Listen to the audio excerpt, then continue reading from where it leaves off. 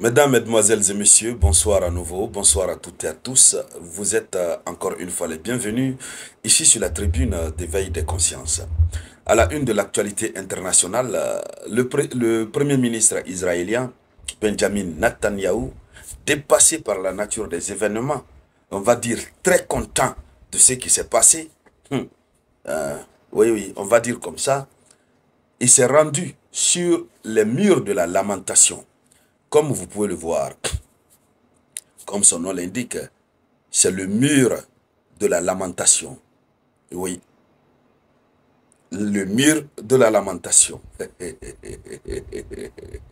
C'est un lieu de pèlerinage. C'est un lieu pour aller se confesser devant Dieu, pour aller implorer la grâce de Dieu le Tout-Puissant.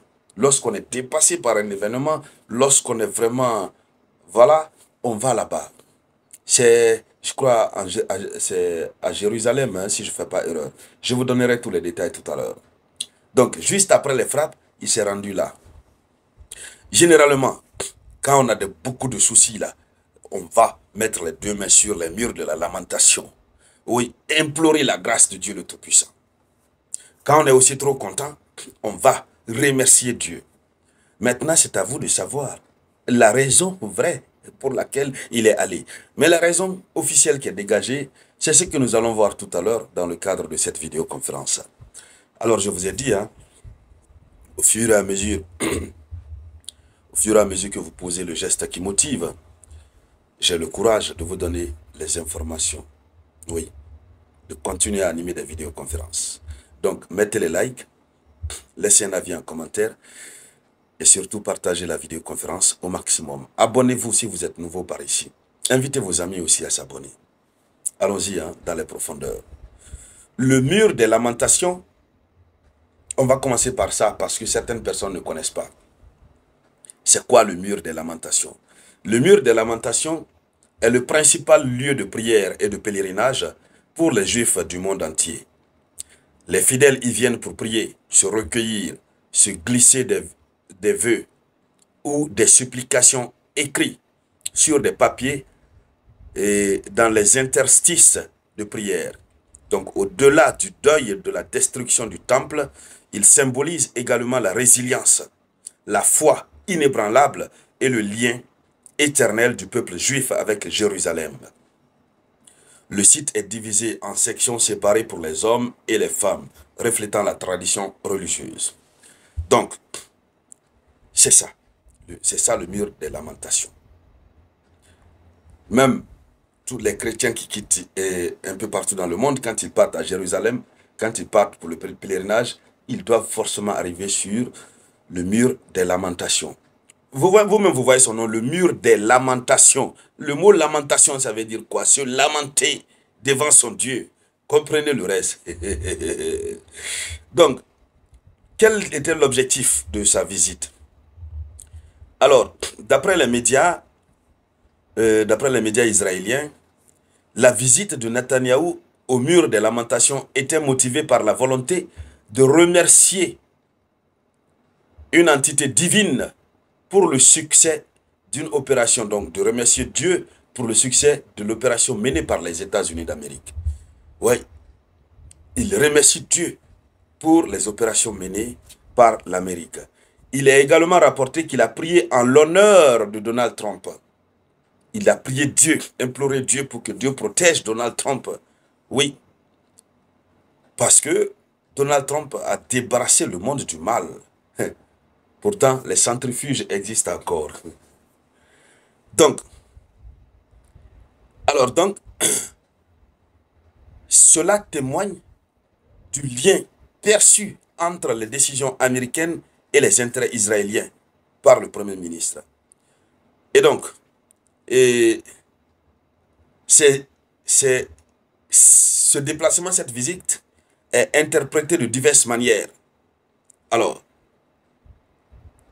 cette visite met en lumière la relation étroite entre Benjamin Netanyahou et Donald Trump, ainsi que l'alignement de leurs intérêts stratégiques.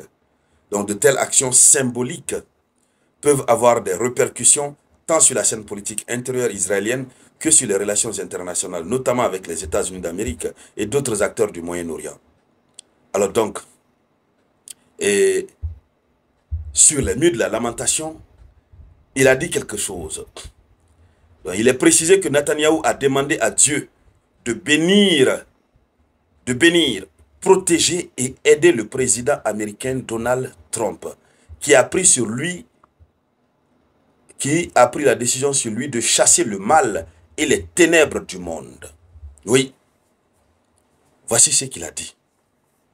Il remercie Donald Trump, il remercie Dieu le Tout-Puissant pour le succès. Alors, on va lui dire aussi merci. Il est allé sur les murs de la lamentation. Il est allé remercier Dieu le Tout-Puissant.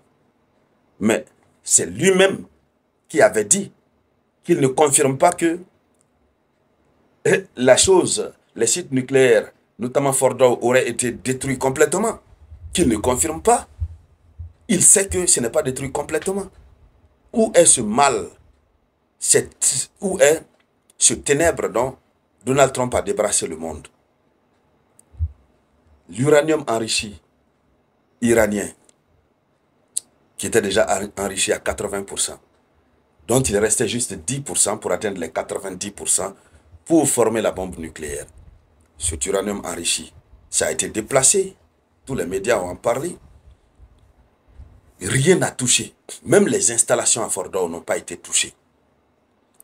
Les Occidentaux ont pris des images satellitaires qu'ils ont un peu retravaillé, faire passer une sorte de fumée bleue là-dessus pour dire, bon, ce sont des trucs radioactifs. Mais parallèlement, nous avons vu des vidéos qui sont devenues virales sur les réseaux sociaux où il y a un gros trou dans la montagne et ce gros trou a fait apparaître de l'eau. Où on voit des Iraniens qui sont contents, qui disent, qui remercient Dieu le Tout-Puissant, puisqu'ils ont eu un forage grâce aux frappes qui se sont perpétrées. Bon, je ne peux pas confirmer quand même, mais on les a vus comme ça sur des vidéos. J'espère bien que ce ne sont pas des vidéos de l'intelligence artificielle. Voilà, puisque actuellement il faut faire la différence. Mais ce qui reste clair, le site est intact. Le directeur de l'Agence internationale de l'énergie atomique a été très clair. Aucune hausse du niveau de la radioactivité. Donc pourquoi, selon vous, il est allé sur les murs de la lamentation? Pourquoi il est allé sur les murs de la lamentation? Il y a une autre raison qui serait différente de la raison officielle dégagée. Ce qui attend Israël, d'abord ce que Israël est en train de vivre actuellement, et ce qui attend Israël, seul Dieu peut sauver le peuple israélien. Alors, mesdames, mesdemoiselles et messieurs, c'était ça la une de l'actualité. Merci donc de la partager au maximum.